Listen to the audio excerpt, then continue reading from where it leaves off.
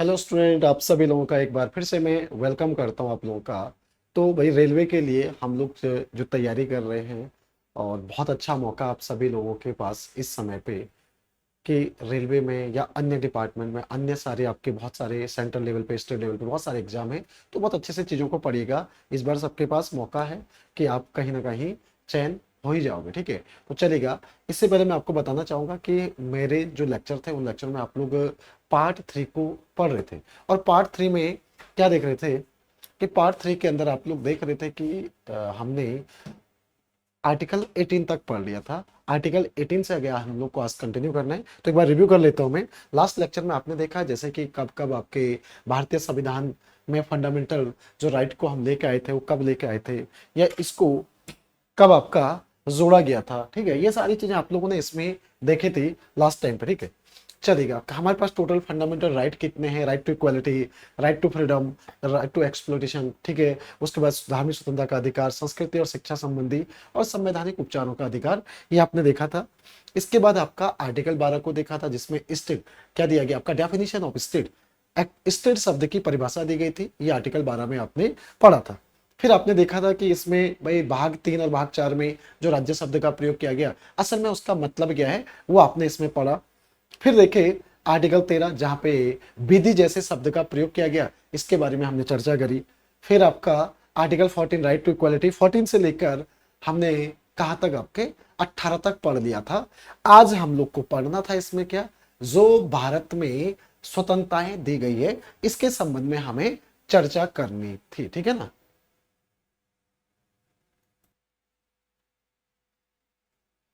तो स्टूडेंट हम लोग पढ़ेंगे आज आपका इसमें क्या, स्वतंत्रताएं, कि हमारे पास कौन कौन सी स्वतंत्रताएं हैं। राइट टू फ्रीडम, जो इंडियन कॉन्स्टिट्यूशन में आपको कहां से लेकर, तो इंडियन कॉन्स्टिट्यूशन का आर्टिकल 19 से लेकर कहां तक, 22 तक ये व्यवस्था दी गई है। अब इस व्यवस्था में देखिएगा, लोकतंत्र में स्वतंत्रता होना आवश्यक है। इसका मतलब असल मीनिंग क्या होता है, इसे कहते हैं कि आपको चिंतन करना, अभिव्यक्ति और कार्य करने की स्वतंत्रता से है। असल में इसका मतलब क्या है, जो इंडियन कॉन्स्टिट्यूशन के अंदर 19 से लेकर 22 तक जो व्यवस्था दे रखी है, जिसमें क्या कहता है, आर्टिकल 19 कहता है स्वतंत्रताएं शामिल की गई है। जिसमें नोट करेगा, मूल संविधान में कितनी थी आपके पास, 7 स्वतंत्रताएं थी, जो कि अब कितनी रह गई है, राइट टू प्रॉपर्टी का जो अधिकार था, जो स्वतंत्रता थी, उसको हटाकर अब क्या बना दिया गया, विधिक अधिकार बना दिया गया।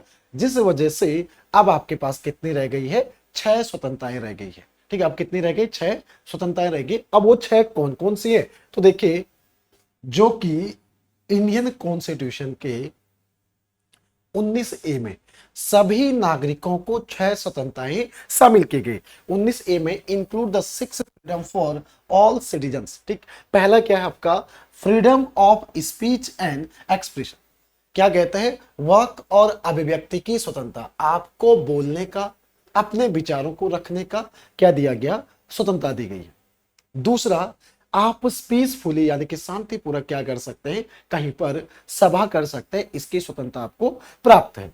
ठीक है, संघ एवं संगठन और समिति बनाने की क्या दी गई, आपको स्वतंत्रता दी गई है, जो इंडियन कॉन्स्टिट्यूशन के आर्टिकल 19 के सी के अंदर है। यानी आप भारत में कोई भी संघ या सहकारी समिति को बना सकते हैं। इसको अभी मैं एक्सप्लेन करूंगा, अभी सिर्फ इतना समझिएगा कि हमारे पास 6 स्वतंत्रताएं कौन कौन सी है।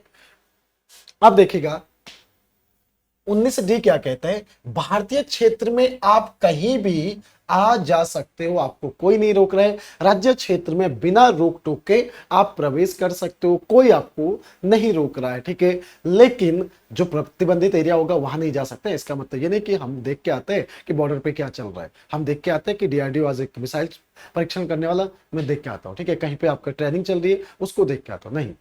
जो प्रतिबंधित एरिया है उनकी बात कर रहा हूं, वहां नहीं। तो लगे भाई, देखिए, राज्य क्षेत्र में आप बिना रोक टोक जा सकते, लेकिन अपवाद क्या है कि जो प्रतिबंधित एरिया है वहां नहीं जा सकते। ठीक है, भारत के राज्य क्षेत्र में आप कहीं भी निवास करने और बसने की आपको क्या दी गई है, स्वतंत्रता दी गई है। ठीक है ना, आपको इसकी क्या दी गई, स्वतंत्रता दी गई। जबकि इंडियन कॉन्स्टिट्यूशन का 19F क्या कहता है, संपत्ति का जो अधिकार था उसको अब क्या कर दिया गया, जस्ट 1 मिनट है। जो हमारे पास संपत्ति संपत्ति का अधिकार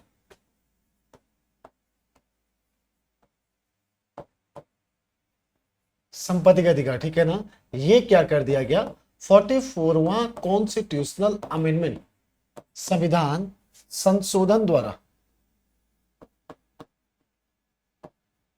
संशोधन कब आपका 1978 द्वारा, 44वां संविधान संशोधन 1978 के द्वारा इसको क्या कर दिया गया, निरस्त कर दिया गया, इसे निरस्त कर दिया गया। ये ध्यान रखिएगा।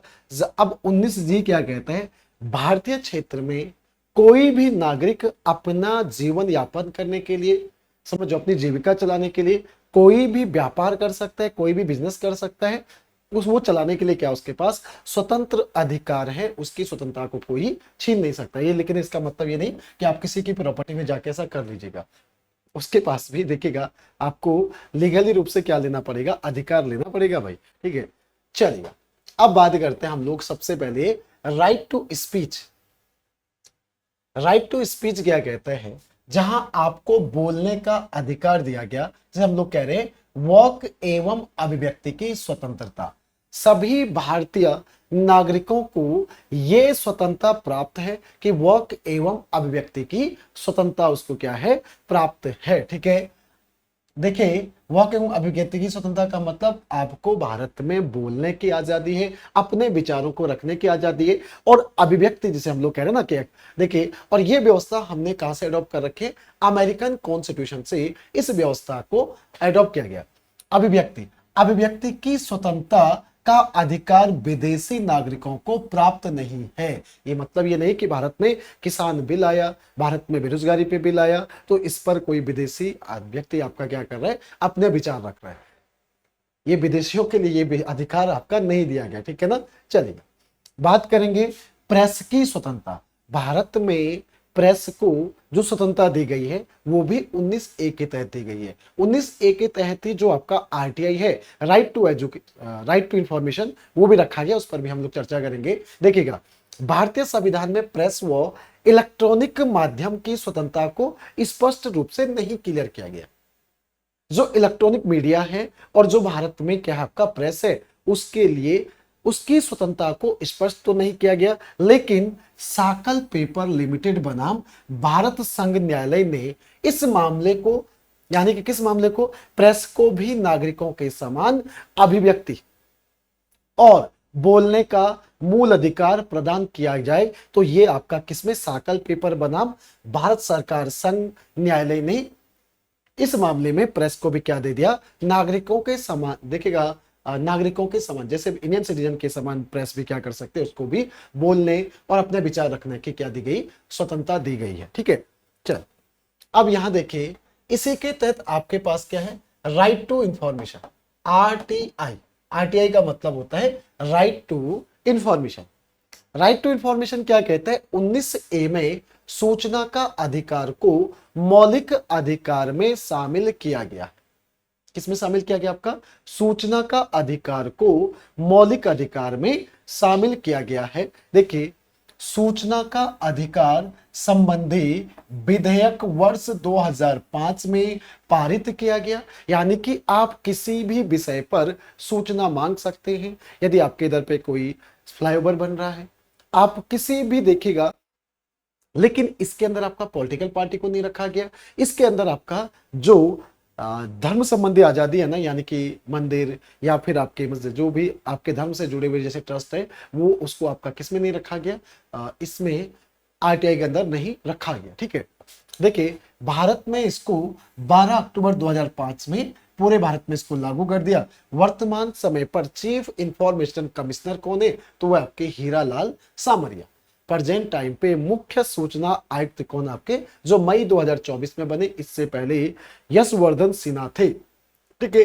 तो current chief information commissioner Hiralal Samaria है, 2024 में ये बने आपके, ठीक है।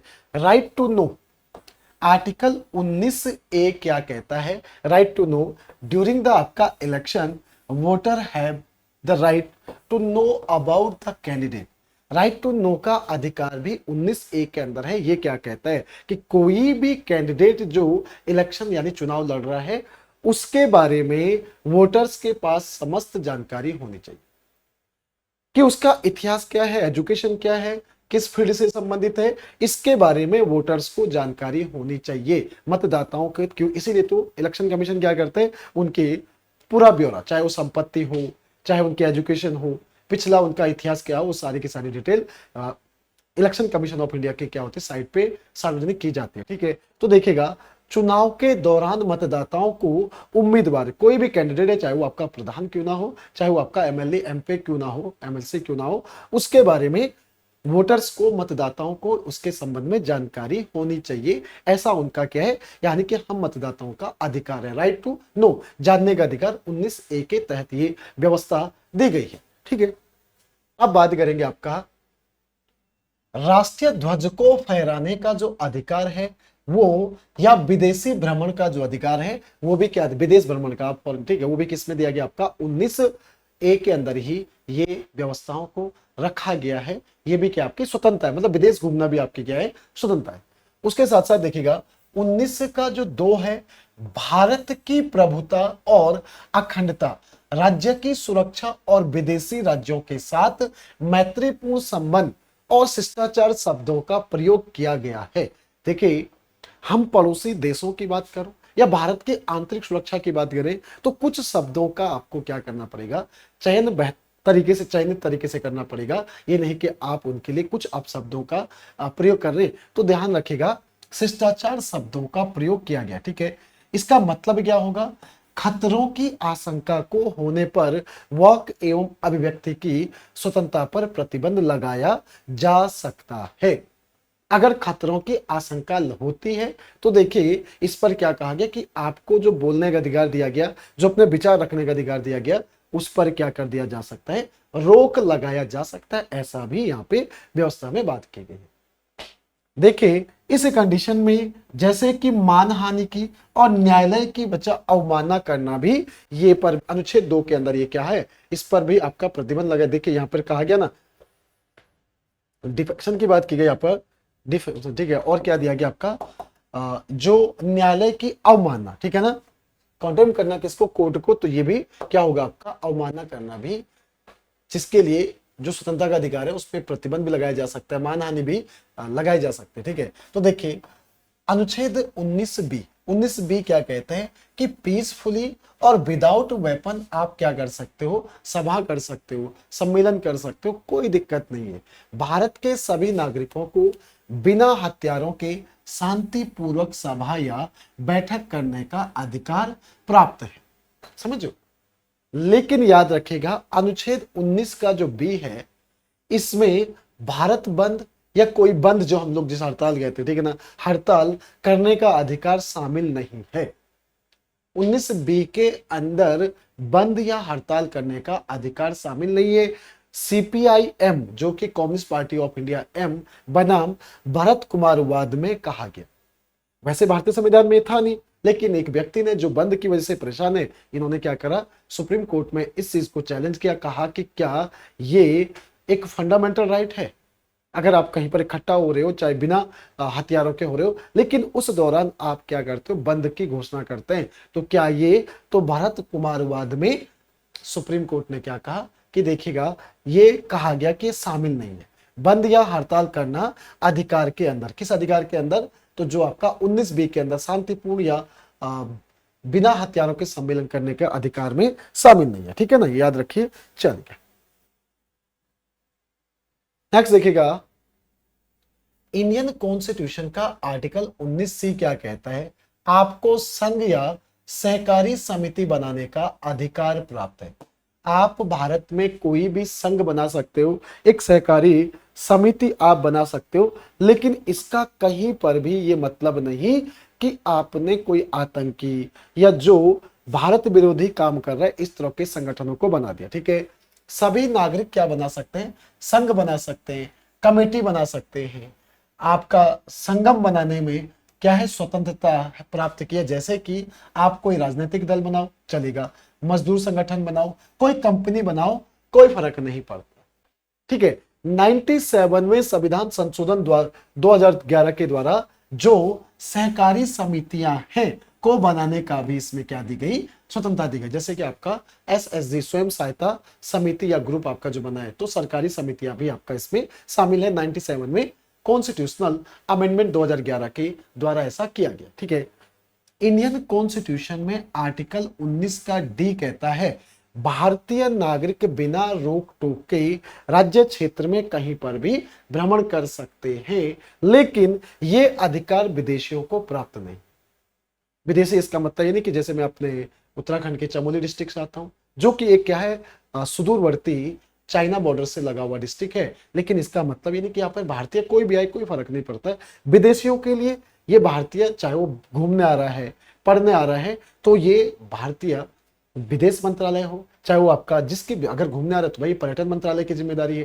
ठीक है, कि वो कहां तक जा सकता है, ये भारत का अलग अलग जो विभाग है, जो राज्य सरकार है, वो डिसाइड करेगी। ठीक है ना, तो विदेशों के लिए ये संभवतः, जैसे कि मुझे याद है कि जो 1962 के बाद से आपने उत्तरकाशी एरिया में कुछ ऐसा जगह है जहां विदेशी यात्रियों के लिए क्या नहीं, आपका खुला नहीं है, वो भारतीय यात्रियों के लिए वहां पे परमिशन है, विदेशियों के लिए आपका परमिशन नहीं है। ठीक, चल 19 का ई क्या कहता है? 19 का ई कहता है प्रत्येक नागरिक को भारत में किसी भी क्षेत्र में बसने की स्वतंत्रता है, चाहे वो स्थायी रूप से अस्थायी रूप से। अब आप कह रहे सर हिमाचल प्रदेश में क्यों नहीं, फिर इससे पहले जम्मू एंड कश्मीर में क्यों नहीं था? हिमाचल प्रदेश भाई भौगोलिक दृष्टि से एक क्या है, संवेदनशील प्रदेश है। चाहे उत्तराखंड की बात करूं, भौगोलिक दृष्टि से आपका एक संवेदनशील राज्य है। अगर वहां पे आपका भू कानून लागू किया गया, जमीन से संबंधित आपका एक्ट लाया गया, तो उसके तहत वहां पे कोई बाहरी व्यक्ति या कोई दूसरा क्या नहीं कर सकता है, प्रॉपर्टी परचेज नहीं कर सकता है।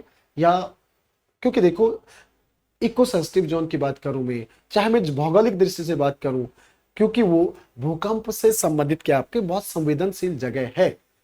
ठीक है, चाहे मैं उत्तराखंड की बात करूं, हिमाचल प्रदेश की बात करूं, ठीक है, इस वजह से इन राज्यों ने क्या करा, आपका उत्तराखंड में तो नहीं लागू है, लेकिन हिमाचल प्रदेश में वहां पे लागू है। आगे देखेगा 19 का जी क्या कहते हैं, जीविका, व्यापार या कारोबार करने की स्वतंत्रता आपको दी गई है। अनुच्छेद 19 का जी कहता है कि आप भारत में अपनी जीविका चलाने के लिए, व्यापार या कारोबार करने के लिए आपके पास क्या है, स्वतंत्रता है।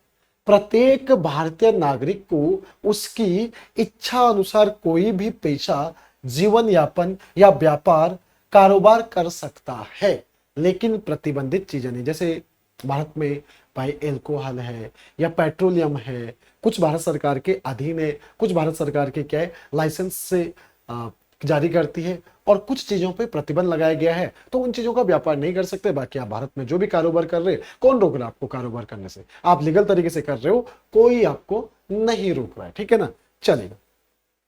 यानी कि प्रतिबंधित चीजों को छोड़कर अवैध, अनैतिक और नशीली दवाएं जो भी है, ठीक है, इस पर आपको कोई भी रोक देखेगा, मतलब जो इसके अलावा कोई भी व्यापार कर रहे हो आप, उस पर कोई रोक नहीं है। ठीक है, आप कर सकते हो, कोई दिक्कत नहीं है। तो ये आपके पास स्वतंत्रताएं थी। सोहन सिंह बनाम नई दिल्ली। अब इसमें क्या कहा गया, नई दिल्ली जो नगर पालिका है, नई दिल्ली नगर पालिका को चैलेंज किया गया। सोहन सिंह व्यक्ति हैं और ये क्या करते हैं, नई दिल्ली जो आपका म्युनिसिपैलिटी है, इसको कहां पर, न्यायालय की में चैलेंज करते हैं। क्या कहते हैं, उच्च न्यायालय ने इस वाद में सड़क किनारे फुटपाथ पर अस्थायी रूप से व्यापार करता है कोई व्यक्ति, तो वो उसका मूल अधिकार है, वो व्यापार कर सकता है। समझ लो, कोई फुटपाथ पे अगर व्यापार कर रहे हैं तो आप उसको हटा नहीं सकते हो। ठीक है, इस वाद में नई दिल्ली नगर निगम को क्या किया गया, सोहन सिंह ने चैलेंज कर दिया, और कोर्ट ने माना कि ठीक है भाई, अगर वो लीगल तरीके से कर रहे हैं तो क्या दिक्कत है, बशर्ते फुटपाथ पे। अब आगे सुनिएगा, है पहले मैं क्या कह रहा हूं, लीगल है। दूसरी कंडीशन देखिएगा 19 बी के अनुसार साधारण जनता के मूल अधिकारों का हनन होने पर प्रतिबंध लगाया जा सकता है। अब सोच लीजिएगा हुआ क्या कि वो व्यक्ति फुटपाथ के किनारे पे क्या कर रहा है, ठेली लगा देता है, और ठेली लगाने की वजह से भाई जितनी जगह थी पैदल चलने की, उतने में तो उसकी ठेली आ गई, और उसके बाद रोड में इतना प्रेशर है ट्रैफिक का, लोग जो पैदल चलना था वहां से, वो कहां से जा रहे हैं, सड़क से होते हुए जा रहे हैं। और जिस कारण से कई लोगों को, स्कूल के बच्चों को स्कूल में जाने में देरी हो जाती है, बहुत होती है, बहुत दिक्कतें, हम मानते हैं कि बहुत ज्यादा दिक्कतें होती है। इसका मतलब है कि यहाँ पे क्या हो गया, नगर निगम ने जो काम किया वो सही किया, इस वजह से उनको वहां से हटाया जाता है। लेकिन तब हटाया जाएगा जब नागरिक को, यहाँ पे क्या है, जब देखिए एक व्यक्ति की वजह से, वो व्यक्ति तो आपका व्यापार कर रहा था, भाई चावल बेच रहा है, कड़ी बेच रहा है, चाय बेच रहा है, तब तक किसी को दिक्कत नहीं। दिक्कत कब होगी, वहां से पैदल गुजरने वाले लोग उस व्यक्ति की वजह से, क्योंकि वहां पे लोग बाइकें खड़ा कर लेते हैं, ट्रैफिक जाम हो जाता है, ट्रैफिक वैसे रस है और दिक्कत हो जाती है। इस वजह से एक आदमी की वजह से 20 लोगों का अगर जीवन दिक्कत हो रही है, उनके फंडामेंटल राइटों का क्या हो रहा है, हनन हो रहा है, तो वो सुप्रीम कोर्ट में या कोर्ट की शरण में जा सकते हैं। वहां पे क्या कहा गया कि इस बात पे प्रतिबंध लगाया जाएगा, फिर वो फुटपाथ पे नहीं कर सकता है, क्योंकि जाएगा जहां जगह दी जाएगी उसको, तो वो वहां पे करेगा व्यापार। ठीक है। ओम प्रकाश बनाम उत्तर प्रदेश राज्य क्या कहते हैं? ओम प्रकाश बनाम उत्तर प्रदेश राज्य कहते हैं, न्यायालय ने निर्णय दिया कि सरकार साधारण जनता के हित में सांस्कृतिक या धार्मिक महत्व वाले स्थानों, ओम प्रकाश बनाम उत्तर प्रदेश, भाई उत्तर प्रदेश सरकार को चैलेंज किया गया, किसके द्वारा? ओम प्रकाश व्यक्ति। ये व्यक्ति कहते हैं कि भाई मैं व्रत रखता हूं या मैं इस धर्म को मानता हूं, और हमारे इधर पे इन चीजों की बिक्री हो रही है जो नहीं होना चाहिए, जो कि हमारे धर्म के या हमारी संस्कृति के या इन पवित्र स्थानों के क्या है, जो एक तरह से उसकी प्रतिष्ठा पे, उन जगहों पे एक तरह से क्या है, ये दाग है, यानी कि इसको यहाँ पे नहीं होना चाहिए, चाहे वो आपका कुछ भी हो, मीट मांस हो, चाहे अल्कोहल हो, कुछ भी। ठीक है। तो ओम प्रकाश बनाम ने उत्तर प्रदेश राज्य सरकार को चैलेंज किया, कोर्ट कटघरे में खड़ा करा। ठीक है। जिसमें न्यायालय ने निर्णय दिया कि सरकार साधारण जनता के हित में सांस्कृतिक या धार्मिक महत्व वाले स्थानों पर मांस या बिक्री पर प्रतिबंध लगा सकती है। आया समझ में आपका? इस पे राज्य, देखो राज्य कह रहा हूं मैं, राज्य का मतलब आपका शासन प्रशासन की बात की जा रही है कि आपके भाई प्रयागराज में, संगम नगरी, आपने कहा वाराणसी में, काशी में, अयोध्या में, हरिद्वार में, ऋषिकेश में, इन जगहों पे प्रतिबंध लगाया जा सकता है। लेकिन कब? आप कहते सर सिस्टम तो बाद में जागता है। भाई सिस्टम तभी तो जागेगा, सिस्टम को कह रहा है कि वो तो व्यापार कर रहे हैं, उसका तो अधिकार है, उसका फंडामेंटल राइट है व्यापार करने का भी, मैंने कहा। लेकिन जब 10 लोगों ने कहा कि नहीं हमारे अधिकारों का भी हनन हो रहा है, तो भी हाँ, एक आदमी को ऐसे 10 लोगों का अगर हनन हो रहा है तो हटाओ इसको, फिर समझो आपका चलेगा। नेक्स्ट देखिएगा 20, यहां पे जो थोड़ा कॉम्प्लिकेटेड है, इसको समझिएगा थोड़ा सा। यहां पे क्या दिया गया, भारतीय संविधान का अनुच्छेद 20 कहता है किसी व्यक्ति को अपराधों के लिए दोष सिद्ध ठहराए जाने के संबंध में, यानी क्या पूछ रहा है, आर्टिकल 20 कहता है Indian constitution provide to protection any person convicted आपका ऑफ द ऑफेंस। ठीक है। यानी उस व्यक्ति को, अब किसी को आप सीधा सीधा भाई क्रिमिनल नहीं कह सकते, यानी कि पुलिस ने उसको गिरफ्तार कर दिया तो आप उसको क्रिमिनल नहीं कह सकते, उसके पास भी अधिकार है। यानी कि किन किन मामलों में, अभी उसको संदेह के आधार पर लेंगे, हाँ दोष सिद्ध होता है तब अपराधी कहिएगा। ठीक है। एक्स पोस्ट बचा आपका फैक्टो लॉ, इसे क्या कहते हैं, कार्योत्तर विधियों से संरक्षण। इसमें कौन कौन है, इसको हम डिटेल में समझेंगे। दूसरा, दोहरे दंड से संरक्षण। तीसरा, स्वयं के विरुद्ध साक्षी होने से संरक्षण उसे प्राप्त है। व्यक्ति अर्थात संरक्षण संबंधी भारतीय नागरिकों को, विदेशी और कानूनी व्यक्तियों सभी को प्राप्त है। ये क्या है, सभी को प्राप्त है, जो तीनों चीजें कह रहे हैं। अब कैसे कैसे इसको डिटेल में हम लोग समझते हैं। इंडियन कॉन्स्टिट्यूशन का आर्टिकल 20 का फर्स्ट कहता है एक्स पोस्ट बचा आपका फैक्टो लॉ, इसमें कार्योत्तर विधि से संरक्षण, किसी व्यक्ति को दंड उस समय के कानून के अनुसार ही दिया जाएगा, उसके बाद के विधि के अनुसार नहीं। एग्जाम्पल के लिए कोई अपराध करता, अपराधी के लिए आपने कहा गया था कि 18 साल से ऊपर अगर उम्र है तो उस हिसाब से, जिस हिसाब से उसने जो जघन्य अपराध किया उसको फांसी की सजा दे देनी चाहिए। लेकिन कंडीशन क्या होगी कि जो आपने लिखा हो उसमें तो 18 साल से ऊपर लिखा हुआ है, अब जिसने अपराध किया उसकी उम्र थी 17.5 साल, तो इस हिसाब से तो वो बच गया फिर तो, क्योंकि आपने लिखा था कि इस तरह का अपराध करने पर 18 साल से ऊपर जो भी अपराधी होगा उसको फांसी दी जाएगी। आपने दिल्ली वाले केस में वो लड़का घूम रहा है बाहर, यानी उसके बाद आपने अगर 16 साल करी, लेकिन उस वाले से नहीं देंगे, जो उस समय पे जब अपराध किया गया उसमें जो कानून था उसी के तहत क्या दी जाएगी, सजा दी जाएगी। ये कहां पे क्या आ गया, 20 के तहत का आ गया। ठीक है। अगला देखिएगा, दोहरे दंड से संरक्षण। एक अपराध के लिए एक ही सजा दी जाएगी। व्यक्ति है उत्तर प्रदेश, हरियाणा, भारत के किसी भी राज्य से कोई व्यक्ति है, अपराध कर दिया आपने कहां पे, तो वेस्ट बंगाल में। व्यक्ति कहीं का भी हो सकता है, किसी भी राज्य का हो सकता है, वेस्ट बंगाल में कोई अपराध कर दिया। अब वेस्ट बंगाल में अलग सजा दे दी गई, वहां काट दी सजा 4-6 महीने की, उसके बाद वापस लौटा, उस राज्य ने अलग से सजा दे दी भाई कि तुमने हमें तो बदनाम कर दिया जाके। ठीक है, तो देखो एक समय पे एक अपराध के लिए एक ही सजा दी जाएगी। ठीक है, ये ध्यान रखना, एक बार से अधिक दंडित या अभियोजित नहीं किया जा सकता है एक ही अपराध के लिए। हाँ, दूसरा अपराध होगा भाई फिर तो होता है, वहां पे उसने चोरी करी थी, यहाँ पे हो सकता है उसने कुछ फ्रॉड किया हो, हाँ दूसरे अपराध के लिए दे देंगे, कोई दिक्कत नहीं, लेकिन उस समय पे जो क्राइम किया उसी के लिए दिया जा सकता है। ठीक चलेगा। विभागीय कार्रवाई दोष सिद्धि होने पर विभाग द्वारा निलंबित किया जा सकता है। यदि कोई विभागीय व्यक्ति है, अगर दोष सिद्ध होता है तो विभाग के पास अधिकार है कि उसको क्या कर ले, निलंबित कर सकता है। ऐसा विभाग के पास क्या आपका अधिकार प्राप्त है। ठीक है, चलिए। स्वयं के विरुद्ध साक्षी होने से संरक्षण, स्वयं के विरुद्ध साक्षी होने से संरक्षण। इंडियन कॉन्स्टिट्यूशन का आर्टिकल 20 कहता है किसी अपराध के लिए अभियुक्त व्यक्ति के स्वयं के विरुद्ध साक्ष्य देने के लिए बाध्य नहीं किया जा सकता। किसी अपराध के लिए अभियुक्त व्यक्ति के स्वयं के विरुद्ध साक्ष्य देने के लिए, अब देखिएगा किसी को आपने संदेह के आधार पर ग्रहण क्या किया, उठाया, अब उसको आप जबरदस्ती साक्ष्य के लिए, लेकिन कौन कंडीशन देगा ना, अभी से मतलब ये जो मैं कह रहा हूं उन शब्दों पे एकदम से आपने ट्रस्ट कर लिया कि सर ये है, आगे आगे जाएंगे तो समझ में आएगा कि किन किन मामलों में नहीं किया जा सकता है। इसका मतलब ये नहीं कि उससे हम फिंगरप्रिंट नहीं मांग सकते, भाई उससे हम वो एविडेंस कहां कहां छुपाए उसको नहीं मांग सकते, किन किन में नहीं मांग सकते वो देखना।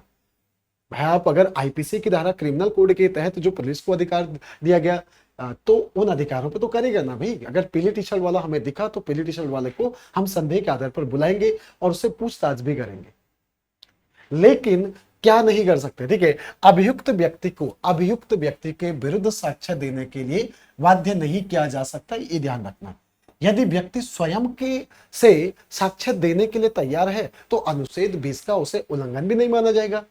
अगर वो देने के लिए तैयार है तो कोई दिक्कत ही नहीं है। ठीक है, न्यायालय क्या कहता है, न्यायालय के अनुसार कोई व्यक्ति इस आधार पर, न्यायालय कहता है कोई व्यक्ति इस आधार पर साक्ष्यों को जुटाए जाने के लिए अंगुलियों के निशान, लिखावट, हस्ताक्षर तथा रक्त के नमूने यानी कि ब्लड सैंपल और डीएनए टेस्ट कराने से इनकार नहीं कर सकता है। मैंने आपसे क्या कहा कि आपसे कहा गया कि उस व्यक्ति को क्या है भाई, अधिकार है, दोषी को देखिएगा स्वयं के विरुद्ध साक्षी होने से संरक्षण दिया गया, लेकिन इसका मतलब ये नहीं, नीचे लिखा हुआ साफ साफ शब्दों में, इसका मतलब ये नहीं कि वो हैंड राइटिंग के लिए मना कर दे कि मेरे को तो अधिकार है, मैं भाई आप स्वयं के विरुद्ध मुझे साक्ष्य जुटाने के लिए बाध्य नहीं कर सकते। तो इसका मतलब ये कहीं नहीं लिखा गया कि लिखावट देने से आप मना कर दो, आप अपने सिग्नेचर देने से मना कर दो, आप अपने ब्लड सैंपल देने से मना कर दो, ये कहीं नहीं लिखा हुआ है। आप डीएनए टेस्ट कराने से मना कर दो, ये बात भी नहीं कही है। ठीक है, तो याद रखना न्यायालय ने स्पष्ट शब्दों में कहा है कि ऐसी बातें हमने कहीं पर भी नहीं कही है। यह भारतीय संविधान में ऐसी बातें कहीं पर भी नहीं कही गई कि स्वयं के विरुद्ध साक्षी होने से जो आपकी बात की, ठीक है ना। चलिएगा, अब देखिएगा न्यायालय के अनुसार अभियुक्त किसी, जस्ट 1 मिनट है, न्यायालय के अनुसार अभियुक्त की सहमति के बिना, न्यायालय के अनुसार अभियुक्त की सहमति के बिना नार्को टेस्ट, ये तो थोड़ा सा समझना पड़ेगा आपको, नार्को टेस्ट, पॉलीग्राफ टेस्ट या ब्रेन आपका फिंगरप्रिंट टेस्ट किए जाने के अधिकार को अनुच्छेद 20(3) का उल्लंघन माना जाएगा। क्या माना जाएगा? किए जाने पर अनुच्छेद 20(3) का उल्लंघन माना जाएगा। आए समझ में आपका? नार्को टेस्ट, पॉलीग्राफ टेस्ट और ब्रेन फिंगरप्रिंट को कर देखिएगा, ये क्या माना जाएगा आपका? अगर देखिए आगो तैयार है तो कोई दिक्कत ही नहीं है, पर आप जबरदस्ती इन चीजों को, बाकी चीज तो ठीक है, पर इन चीजों पे जबरदस्ती नहीं की जा सकती है। इसे क्या उल्लंघन माना जाएगा, ठीक है ना, चलेगा। ये तो था बच्चा हमारा क्या 20 को किनारे रख दो। अब चलो 21 पे। 21 में क्या कहा गया, राइट टू प्राइवेसी, ठीक है, सीधा सीधा कहता है protection of life and personal liability, यानी कि आपका जीवन जीने का अधिकार या दैहिक स्वतंत्रता का अधिकार। इसके अंदर क्या क्या चीज आती है, किसी भी नागरिक को जीवन जीने की स्वतंत्रता प्राप्त है, जैसे कि आपातकालीन सेवाएं। आपातकालीन सेवाएं इसमें आपके पुलिस आ जाएगी, फायर आ जाएगा, एम्बुलेंस आ जाएगी, ये 21 के अंदर रखा गया। राइट टू प्राइवेसी, निजता का अधिकार। भाई निजता का अधिकार का मतलब यह है, अगर आपके पास किसी का मोबाइल नंबर मिला और आप जाके उसकी पूरी डिटेल जाके किससे, उस एजेंसी से पता कर लो, कभी नहीं देगा। आपके पास किसी का अकाउंट नंबर मिला, आप जाके ब्रांच में गए और उसके सारे डिटेल नहीं मिलेगा। राइट टू प्राइवेसी के तहत निजता का अधिकार, ठीक है, वो निजता का अधिकार का हनन माना जाएगा अगर ऐसा होता है। शिक्षा का अधिकार, right to education. Right to education को भी 21A के अंदर रखा गया। इंडियन कॉन्स्टिट्यूशन में राइट टू एजुकेशन को 21A के अंदर रखा गया, यानी कि आपका 86वां संविधान संशोधन 2002 में होता है, जिसमें 6 से लेकर 14 वर्ष के बच्चों के लिए निशुल्क प्राथमिक शिक्षा का प्रावधान शामिल किया गया है। जिसमें क्या दिया गया, 6 से लेकर 14 वर्ष के बच्चों को निशुल्क प्राथमिक शिक्षा का प्रावधान शामिल किया गया इसमें, ठीक है। देखिएगा, शिक्षा का अधिकार 1 अप्रैल 2010 में लागू किया गया था, जिसे हम लोग क्या कहते हैं, राइट टू एजुकेशन, और जो कहां पर है, हमारे इंडियन कॉन्स्टिट्यूशन के 21A के अंदर इस प्रावधान को शामिल किया गया है, ठीक है ना। इंडियन कॉन्स्टिट्यूशन में कहां पर आपका 21A के अंदर ये प्रोविजन आपका शामिल किया गया है, ठीक है। यहां तक क्लियर है सबको। भाई देखो, किसी भी विद्यार्थी को कोई डाउट होता है तो वो कमेंट्स बॉक्स में लिख के भेज दीजिएगा, कि जैसे लास्ट टाइम पे बच्चे ने कहा था कि सर भारत की सिटीजनशिप प्राप्त करने के लिए जो आपने कहा रजिस्ट्रेशन के माध्यम से 7 साल था, तो 7 साल 1955 के तहत था। मैंने होमवर्क भी दिया था कि 1955 के तहत था। अब वर्तमान में क्या कर दिया, इसमें 12 साल कर दिए, यानी 11 साल कंप्लीट होते ही वो पंजीकरण के लिए वो रजिस्ट्रेशन कर सकता है, और उसके बाद 365 दिन तक उसको कई मूवमेंट नहीं करनी है, यानी वो दूसरे देश नहीं जा सकता है, उसे भारत के अंदर ही रहना होगा, तब जाके उसको भारत की नागरिकता मिल सकती है। ये अब का क्राइटेरिया है। तो अभी अमेंडमेंट हुआ ना आपका, NRC आया, CA आया आपका, ठीक है, तो उसमें तो अभी आपका अमेंडमेंट हुआ है। इंडियन कॉन्स्टिट्यूशन का आर्टिकल 22 क्या कहता है, 22 कहता है गिरफ्तारी और निरोध से, यानी कि संरक्षण। इसके लिए आप जरूर पढ़िएगा, एक तो देखिएगा इंडियन पैनल कोड, IPC और CRPC, ये थोड़ा समझना पड़ेगा हम लोग, ठीक है। ब्रिटिश भारत में किसी भी नागरिक को गिरफ्तार करना आम बात होती थी, उस समय पे किसी भी नागरिक को गिरफ्तार करना आम बात थी, लेकिन गिरफ्तारी के संबंध में व्यक्ति या अभियुक्त को उसकी जानकारी दी जाएगी। आर्टिकल 22 क्या कहता है, यदि आप किसी व्यक्ति को गिरफ्तार कर रहे हो तो भाई आपको बताना पड़ेगा कि किस संबंध में उसको गिरफ्तार किया गया, आपको वारंट जारी करना पड़ेगा, ठीक है। ये उसका क्या है, मूल अधिकार है। अभिरुचि के या विधि क्या दिया गया, आपका व्यवसायी वकील को रख सकता है। अभिरुचि के अनुसार, कानून के अनुसार व्यवसाय विधि व्यवसायी, यानी कि विधि व्यवसायी का मतलब समझ रहे हो आपका, कानूनन वकील को रख सकता है। ऐसा कहा गया किसको, जो अभियुक्त है, जिसको आपने गिरफ्तार किया है, ठीक है, तो वो कानूनन क्या रख सकता है, वकील रख सकता है, अपनी पसंद का रख सकता है, ऐसा बात यहां पे की गई है। अब हो गया हमारा ये अधिकार भी समाप्त हो, ठीक है ना, ये अधिकार भी आप लोगों ने समाप्त कर दिया। हर एक इंपॉर्टेंट चीज को हम लोग पढ़ रहे हैं एग्जाम पॉइंट ऑफ व्यू से, आगे की प्रक्रिया को भी यही खत्म कर लेते हैं भाई। अगला अधिकार है हमारा राइट अगेंस्ट एक्सप्लोरेशन, यानी कि शोषण के विरुद्ध अधिकार। शोषण के विरुद्ध अधिकार में 2 आर्टिकल आपके 23 और 24 में दिया गया। 23 क्या कहता है कि आप क्या नहीं कर सकते, यहां पे क्या दिया गया, वेज प्रैक्टिस, बेगार प्रथा। बेगार प्रथा का मतलब no one can be forced to do labour और आपका वर्क, ठीक है, आप किसी से फोर्सफुली काम नहीं करा सकते। आप किसी से जबरदस्ती क्या नहीं करा सकते हो, फोर्सफुली लेबर का मतलब जबरदस्ती मजदूरी या काम नहीं करा सकते हो, ठीक है। मानक जो भी है निर्धारित किए गए हैं उसी के तहत, जैसे कि बंधुआ मजदूरी हम लोग कहते थे ना, बंधुआ मजदूरी यानी फोर्सफुली आप क्या कर रहे हो, किसी से काम करा रहे हो, वो नहीं करा सकते। आप किसी से अनैतिक अनैतिक काम समझो, जैसे ह्यूमन ट्रैफिकिंग जो हम लोग कहते हैं अनैतिक हो गया, दुर्व्यवहार और बंधुआ मजदूरी नहीं कर सकते। इस पर भारत में क्या किया गया, 1976 में कानून लाया गया। 1976 में कानून लाया गया, ये याद रखिएगा। उसके अलावा देखिए तो ये क्या है आपका बेगार प्रथा। आप जबरदस्ती किसी, जैसे कोयले के खदानों में जो होता है, आप कई जगहों पे होता है कि उनसे फोर्सफुली काम कराया जाता है, 8 घंटे का मानक है, 12 12 घंटे, 16 16 घंटे काम कराए जाते हैं, तो वो गलत है। अनुच्छेद 24 क्या कहता है, बाल श्रम पर प्रतिबंध। भाई बाल श्रम पर प्रतिबंध क्या है, बाल श्रम पर 4 वर्ष से कम आयु के बच्चों को कारखाने, 4 कह रहा मैं सॉरी, 14 वर्ष, जो 14 वर्ष से कम आयु के बच्चे हैं उनको कारखानों में, कारखाने का मतलब आपका फैक्ट्री में काम कराने से क्या है, प्रतिबंध है। या अन्य क्षेत्रों में क्या दिया गया आपका, प्रतिबंध लगाया जा सकता है, काम नहीं कराया जा सकता है।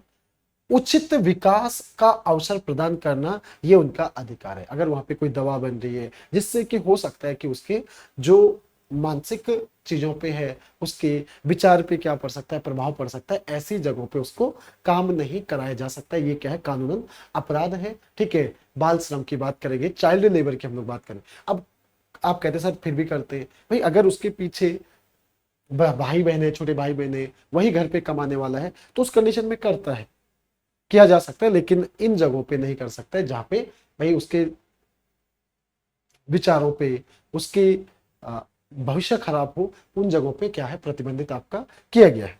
नेक्स्ट सवाल देखिएगा। अब बात करते हैं हम लोग right to religion. Right to religion का मतलब हो गया धार्मिक स्वतंत्रता का अधिकार। सर धार्मिक स्वतंत्रता का अधिकार क्या है, right to religion, freedom of, यहाँ पे क्या देखिए, सबसे पहले आपको अंतःकरण की स्वतंत्रता। सर अंतःकरण क्या होता है भाई, अंतःकरण की स्वतंत्रता इसमें दी गई, देखिएगा, अपने धर्म को बिना किसी बाधा के मानने और स्वतंत्र रूप से उसके प्रचार प्रसार करने का आपको क्या है, अधिकार प्राप्त है। उसके लिए आपको कोई नहीं रोक रहा है। आप अपने धर्म को स्वतंत्र रूप से मान रहे हो, उसके प्रचार प्रसार करने से आपको कोई नहीं रोक रहा है, आपका क्या है, अधिकार है। अपने अंतर आत्मा के अनुसार धर्म चुनने या न चुनने के लिए आप स्वतंत्र हो। आप किसी भी धर्म को चुनिएगा, कोई फर्क नहीं पड़ता। आपकी देखिए राइट टू क्या है, दिया गया आपको, रिलीजन दिया गया, उसके तहत आप किसी भी धर्म को अपना सकते हो और किसी भी धर्म स्वतंत्र रूप से, ठीक है। देखिए उसके बाद देखिएगा, इसी में क्या कहा गया, सिख धर्म के लोग जो कृपाण धारण करते हैं वो धार्मिक स्वतंत्रता के आधार पर ही करते हैं। सिख धर्म के लोग जो क्या करते हैं, आपका कृपाण धारण करते हैं, वो धार्मिक स्वतंत्रता के आधार पर ही करते हैं। इंडियन कॉन्स्टिट्यूशन में आर्टिकल 25 क्या कहते हैं, राज्य राज्य धर्म के संबंध में विधि बनाने और पूर्व से चली आ रही व्यवस्था को सुचारू करने में अधिकार रखता है। यदि अगर देखिए राज्य का मतलब यहाँ पे स्टेट की बात नहीं कर रहा हूं मैं शासन प्रशासन की बात कर रहा हूं। वो राज्य शब्द मैंने बताया था स्टार्टिंग में आर्टिकल 12 में, ठीक है, कि अगर कहीं पे कोई दिक्कत है, लगता है कि इससे कोई खतरा बन रहा है, तो भाई आपको सुरक्षा की दृष्टि से, समझो आपका, तो क्या करना सकते हैं, धर्म के संबंध में विधि, कोई कानून या पूर्व से चली आ रही प्रथा व्यवस्था को सुचारू रूप से करने के लिए क्या है, अधिकार प्राप्त है। उस पर क्या कर सकता है, कानून बना सकता है। अगर कोई कुरीतियां हैं जो चली आ रही है उसको समाप्त भी कर सकते हैं भाई, उस पर कानून बना सकता है भाई। जैसे हम बलि प्रथा कहते हैं, नर बलि कहते हैं, बहुत सारी चीजें हैं जिसपे क्या किया जा सकता है, प्रतिबंध लगाया जा सकता है। चलिए, इंडियन कॉन्स्टिट्यूशन का आर्टिकल 26 कहता है धार्मिक कार्यों के प्रबंधन की स्वतंत्रता। धार्मिक कार्यों के प्रबंधन की स्वतंत्रता सर क्या होगी, यहां पे कहा गया कि कोई चैरिटेबल क्या है, धार्मिक या पूर्ति परियोजना, चैरिटेबल परियोजनों के लिए संस्थाओं की स्थापना और उसके पोषण का अधिकार दिया गया। क्या दिया गया? उसके पोषण का अधिकार दिया गया, यह भी याद रखिएगा, ठीक है। चलिए देखिएगा, अपने धर्म के विषय कार्यों के प्रबंधन की क्या दी गई? आपको स्वतंत्रता दी गई है। अपने धर्म विषयक कार्यों के प्रबंधन की स्वतंत्रता दी गई है। चल और अचल संपत्तियों के स्वामित्व का क्या दी गई? आपको स्वतंत्रता दी गई है। समझो।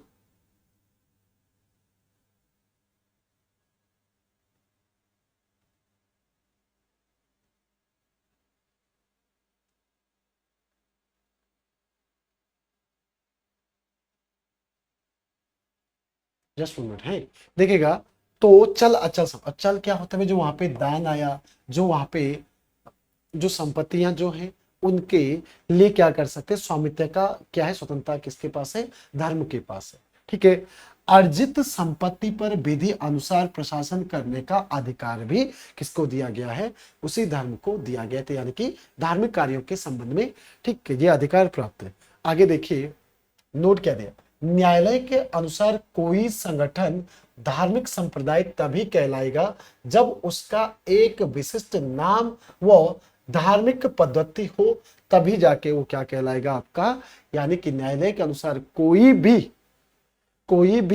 संगठन धार्मिक संप्रदाय तभी कहलाएगा जब उसकी अपनी स्क्रिप्ट हो, अपनी विशिष्ट कोई पहचान हो, या कोई अपनी धार्मिक क्या हो, उसकी पद्धति हो, ठीक है, तभी कहलाएगा। अगला क्या है? इंडियन कॉन्स्टिट्यूशन का आर्टिकल 27 कहता है किसी विशिष्ट धर्म की अभिवृद्धि के लिए कर न देने की स्वतंत्रता। यानी कि जो चढ़ावा आता है उस वो क्या होता है? आपका टैक्स फ्री होता है। चाहे वो चल अचल संपत्ति पे जो भी आ रहा हो, क्या है आपका? टैक्स फ्री होता है। कर न देने की स्वतंत्रता प्राप्त होती है। धार्मिक कार्यों के लिए अर्जित आय पर कर नहीं लगेगा। धार्मिक कार्यों के लिए अर्जित आय पर क्या नहीं लगेगा? कर नहीं लगेगा, टैक्स नहीं लगेगा, ठीक है। ये क्या दिया गया आपका इसमें? चलो, इंडियन कॉन्स्टिट्यूशन का आर्टिकल 28 क्या कहता है? आर्टिकल 28 कहता है धार्मिक शिक्षा पर प्रतिबंध। इंडियन कॉन्स्टिट्यूशन का आर्टिकल 28 कहता है धार्मिक शिक्षा पर प्रतिबंध। सर, ये धार्मिक शिक्षा पर प्रतिबंध क्या है?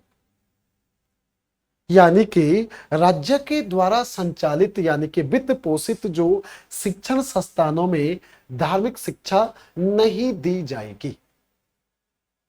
धार्मिक शिक्षाओं पर प्रतिबंध की बात करेंगे। राज्य विधि द्वारा संचालित जो आपके वित्त पोषित शिक्षण संस्थानों में धार्मिक शिक्षा पर क्या होगी? आपकी धार्मिक शिक्षा नहीं दी जाएगी। भाई अब हमें स्कूल में तो गीता, रामायण, महाभारत इस यहाँ ये तो नहीं पढ़ाई जाती है, समझो आपका। अब आपके इसके विपरीत गाएंगे, कई लोगों को फिर समस्या हो जाएगी कि नहीं सर, दूसरी जगह तो ऐसा होता है।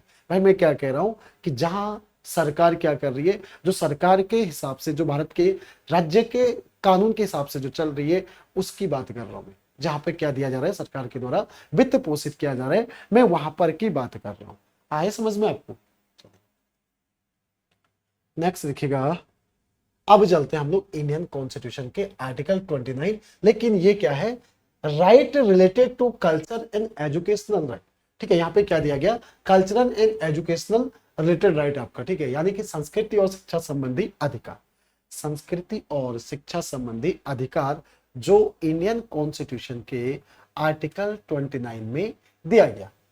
Protection of the interest of minorities, अल्पसंख्यक वर्गों को अपनी, देखिएगा यहाँ पे क्या दिया गया? अल्पसंख्यक वर्गों के हितों का संरक्षण।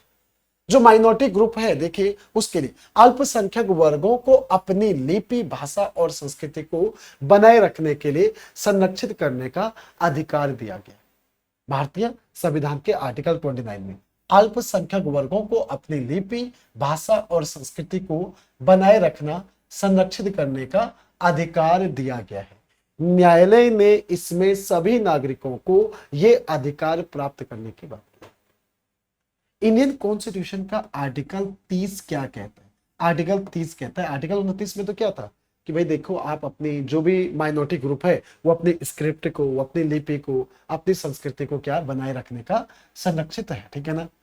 शिक्षण संस्थानों की स्थापना और प्रशासन का अधिकार प्राप्त होगा। एजुकेशनल इंस्टीट्यूशन की स्थापना और देखेगा प्रशासन का अधिकार क्या होगा, उनको प्राप्त होगा, ठीक है।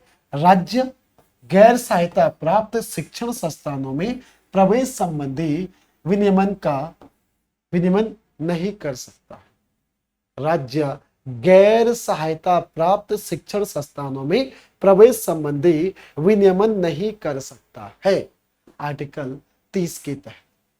यानी कि वहां पे राज्य का कोई भी कानून नहीं चलेगा, क्योंकि आप देखो वहां पे वो वित्त पोषित है ही नहीं, राज्य उस पर वित्त पोषित नहीं करा तो उसका प्रशासन के बारे में कुछ कर भी नहीं सकता है, ठीक है।